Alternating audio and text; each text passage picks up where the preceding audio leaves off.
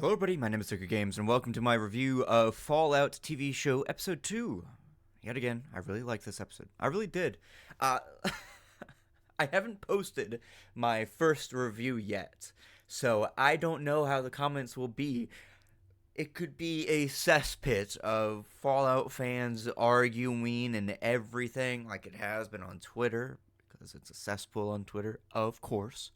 Um, but I really do enjoy this. I really am. I took a moment to scroll through Twitter when I paused a video or paused the episode because I was like, okay, I need to go get something to drink. I'm gonna scroll for a little bit and then get back to it. Uh, and I saw people like complaining, and I got spoiled for something, but actually no plot point for the TV show. Um, I'll make an entire video on that potentially, or I'll just talk about it down in the comments. Who knows? But it makes sense.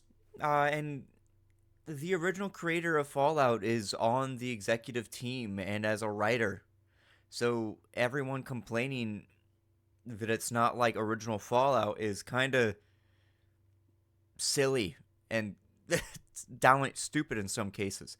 This is the vision of the original creator in a TV show format. Yeah, it's dark comedy and all this other stuff, but it's also serious. It has awesome moments that are genuine and so on. Like, um, let's start at the beginning, very beginning of the episode. We pick back up. Yes, there we go. They're so long that it feels like multiple episodes in one. Um, I really liked the night Titus with Maximus, going through the wasteland and so on, and then getting Titus's hilarious scene of him just screaming at a Yogwai. I'm pretty sure that's a Yogwai. It looks a bit different, but mutated bear, and he's punching it and so on, and he tries to shoot it. And he's just going fuck, fuck, fuck, fuck. It's so funny. It really, really is. And it seems like something I would have seen in something like New Vegas of a funny interaction with a disgraced Brotherhood of Steel that just gets annihilated off in the distance. So you're like, well, that happened. I really do enjoy it. And then seeing Maximus take over the suit and so on, and then we move on. And then seeing how people treat vault dwellers is really, really interesting. It's really cool to see. Where she is just, Lucy is so optimistic and positive and um, like treating everyone with politeness and even like to an annoying extent of being like toxically positive, and they're like, oh my god, fucking vault dwellers, dude. um and then the entire scene of the store, the general store, like having all the stuff in the cabinets, because that is one of the major pluses of the show, is the fact that it is so well designed. There's so much dirt everywhere. It's sandy. It's got all this rot and rust and everything like that. It is awesome. I love the way everything looks. The backgrounds, the set dressing, everything. It looks so great. It is exactly what I would want from a Fallout TV show. And again, I want to give another shout out to Nuka Break. What a great short series, and I'm getting the same vibes watching this that I did when I watched that. I'm getting the same vibes that I got whenever I played New Vegas for the first time, or whenever I played the original games, or whenever I played uh the second game that was a little bit different, and then Fallout 4. Weirdly enough, despite how everyone is saying that it feels like Fallout 4, it doesn't really feel like Fallout 4 to me. It really doesn't. It feels like New Vegas. It has the vibes of that game more than it does 4. Um, Now this could change. Maybe it's episode by episode that it's taking different vibes and so on from different entries in the series. But it's funny that so many people are mad at this show because it's a Bethesda thing when it feels like the version of Fallout that I've loved. And I've loved all of Fallout. I've loved all of it. Even the direction of that Bethesda took it in, even though we don't talk about 76. I enjoyed Fallout 4. I love Fallout 4. I mod it. I play it. I do all that with it.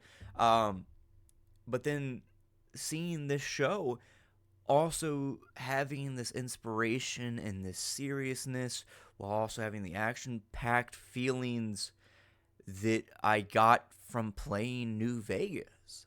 There are also like those, even so far into it, it's not been direct questions. It's not been direct, you know, like logical questions and everything of how you should feel about something, but it does ponder the moral questions that were asked in New Vegas, especially with a fish out of water like Lucy, who I could very much be saying the name wrong, in the way that I'm misremembering her name, the Vault Dweller, and what she's doing throughout this, and like being like, whoa, I don't want to do anything, and then like you're watching her choose the dialogue options, right? Like she'll stand there for a moment and then like be like, okay, and it's like the intelligence option, right? It's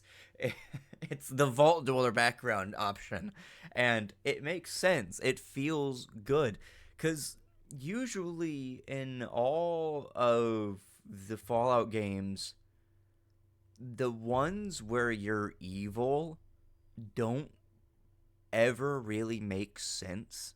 Some of them do, but a lot of times the Vault Dweller just being straight up evil doesn't make sense. Throwing mini nukes around, it's fun that it offers that to you, the player. That's great. It does. And there are endings and the world reacts to that. So that's good. But in reality, if you were a Vault Dweller, you would just be like she is. Maybe a little bit more headstrong and so on because of the way that men are raised in vaults and so on, as opposed to her. But maybe it would still be that like kind of funny thing where maybe the guy's like a macho man or whatever, like, oh, super headstrong. Oh, I can handle this, right? Other than that, let's see. Moving along, I'm really, really liking the Doctor character, and I enjoyed seeing the backstory with that. It's funny that he's only lasted. Spoilers, obviously. He's only lasted a single episode. He was introduced in this episode in person, and then he's taken away at the very end. Maximus is really interesting as well. I love a lot of his scenes, and he feels really lunky in the power armor, and then the ghoul is like, dude, you are terrible at this. Basic training is not what it used to be. And it starts making sense of why the power armor feels so sluggish in the hands of Titus, and then also in the other, I almost said Space Marine, in the other Brotherhood of Steel member, the other brother, because he was very headstrong and all this other stuff, but he was like a disgrace to the cause and all this other stuff, and he was like shitting on his squire and everything like that. So like obviously he wasn't meant to be a knight and everything like that. Let's see what else. I don't want to keep gushing about just how good the show is made, because it is very well made. I haven't seen any bad VFX so far. I mean, I'm sure people will be like, oh, look at this one, look at this small frame right here, pausing it, frame right there, and it's just like a smear frame or whatever. But yeah, it really is good, and I really really am enjoying it. I I just love the feeling that I get while watching it. The action sequences are really good. The entire fight with Maximus uh, and the ghoul, how he just throws him around, and then he just keeps firing off all these rounds, and then like seeing like the bolt, not the bolt guns, but like the little scrap guns. Technically, they would be bolt guns, um, just not those bolt guns. Is so fun to see, and man, I'm just enjoying it so much. And I've seen some people being like, "Oh, it falls off at the last few episodes. It's bad. The first five are good, but the last ones are bad." And that's usually what you get with original series. Is like people be like, "Oh, well, the first few episodes are great, but the last ones are horrible." I can't speak on those yet because I haven't gotten there. This is going to take me a few days to get through, or maybe another day to make all these videos and to get them out. Uh, but so far, anything that I see that might be an issue or see people complain as an issue makes sense. It does. It fits into the timeline. And people, instead of jumping to being that it's a retcon, it could just be maybe an error, but then also maybe it's establishing something more. It's world building. For all we know, this show is building more upon the world instead of just retconning and erasing it. Um, it might even be reworking the timeline because that has been something in the past as a Fallout fan where the timeline has always been a little wonky. It's been a little, yeah, we know the year, but like, how is this playing to other things and so on and so forth. Like how there's almost 100 years between 3 and 4, but there's no real technological advancement. But then New Vegas and 4, and then 1 and 2, and all this other stuff, right? It it could very well just be building up top of the lore that we've already gotten. Because I think people are going into this and expecting it to be a direct adaptation. It is supposed to be in the void. It is in just the landscape, right? And it's nothing changes. We just want an adventure that has no real like lore implications. But I can already tell that this is what the show is doing. It is trying to build lore. It is not trying to be the Last of Us of Fallout or another video game adaptation of Fallout. It is trying to build upon the lore of Fallout. It is the latest in the timeline. It is now a canon part of the timeline, and it is building forward and answering questions of what has happened in the years before. It is trying to establish more of what's going on with the universe, right? And if that means something getting destroyed or something falling apart or something um, having changed since the uh, last implementation or last entry, there we go, the last entry, it makes sense because it's moving the world forward. In the world like Fallout, something staying sedentary does not make sense. It is always changing. That's we see this as much as Fallout 1 to Fallout 2. Huge time skip, and then another big skip, and then more, and so on. And you see how the world has adapted. The world went from using water bottle caps, and then I think was it also ammunition? Oh man, I forget. It's been a while.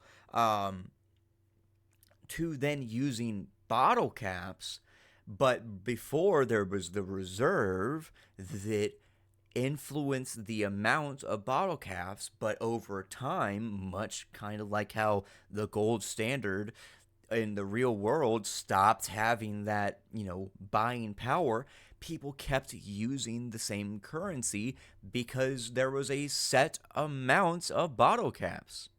There is only a certain amount of bottle caps in the Fallout world. It's billions, fucking trillions, maybe.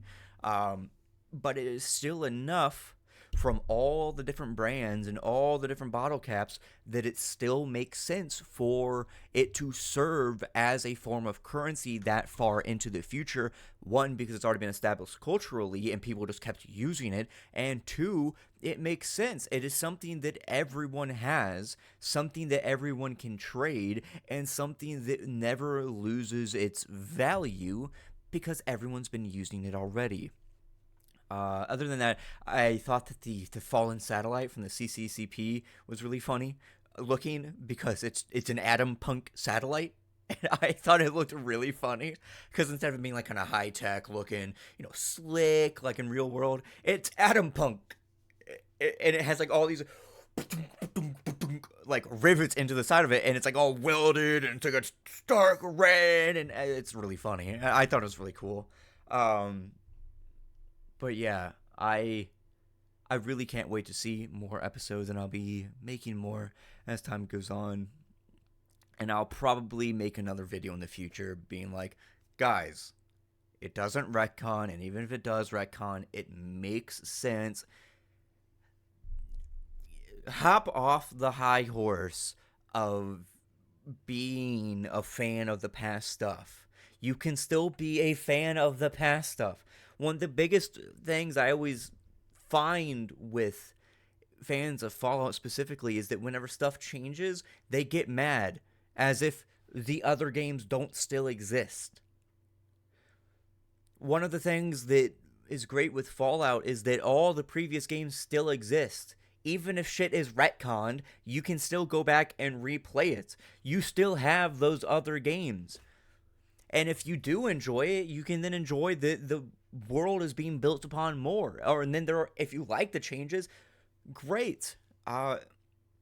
But instead, people choose to get mad. I mean, sure, some of them are rightfully mad, They're a little upset. They're like, oh man, I didn't expect it to be this way. But if you just complain and complain and complain and make tweet after tweet after tweet, be like, oh, modern Fallout bad, who gives a fuck?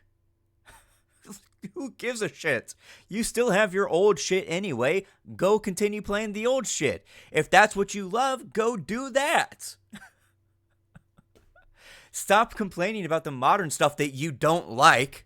We all know you're just complaining, not because you want it to change and improve. You already don't like it. You already have dismissed it entirely. You just like it getting mad. Other than that, thank you all so much for watching. I'll keep on making these videos. Click.